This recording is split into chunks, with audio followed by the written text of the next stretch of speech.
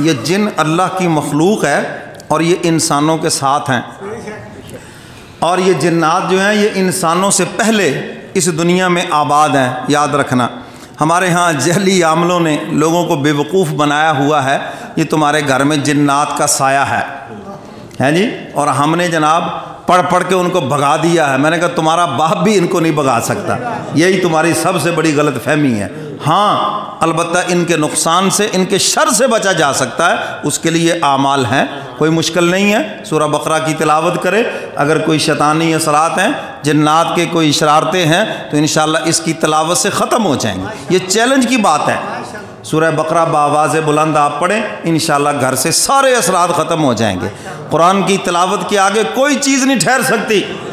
جس گھر میں نوافل پڑھے جاتے ہیں، جس گھر میں اللہ کے قرآن کی تلاوت ہوتی ہے، شیاطین جنات کوئی چیز وہاں پہ حملہ آور نہیں ہو سکتی، اور رحمتوں اور برکتوں کے وہاں ڈیرے لگ جاتے ہیں۔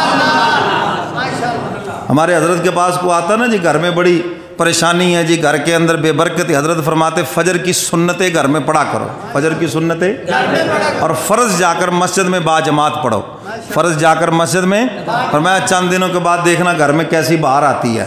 اور دوسرے نمبر پر فرمایا گھر میں اللہ کے قرآن کی تلاوت کرو، اور گھر کے اندر نوافل پڑھو، نوافل کی نماز ہے ہی گھر کے اندر، صلاۃ و تسبیح پڑھیں آپ اپنے گھر کے اندر، نوافل پڑھیں اپنے گھر کے اندر، انشاءاللہ اس سے بڑی خیر و برکت ہوگی۔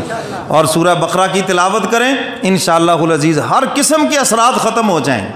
اور باقی یہ انسانوں کے ساتھ ہے، مسجدوں میں بھی ہیں، بازاروں میں بھی ہیں، دکانوں میں بھی ہیں، گھروں میں بھی ہیں جی۔ وہ جی جناب گھر میں جنات ہیں جی، انہوں نے جناب بسیرا کر رکھ، بھئی کیا ہوا، آپ کو کیا کہتے ہیں؟ ہاں تو اس لیے میرے محترم سامعین ڈرنے کی ضرورت نہیں، جو چیزیں آپ کو بتائیں یا کریں، اگر کوئی گھر میں اثر ہوا تو انشاءاللہ خود بخود ختم ہو جائے گا۔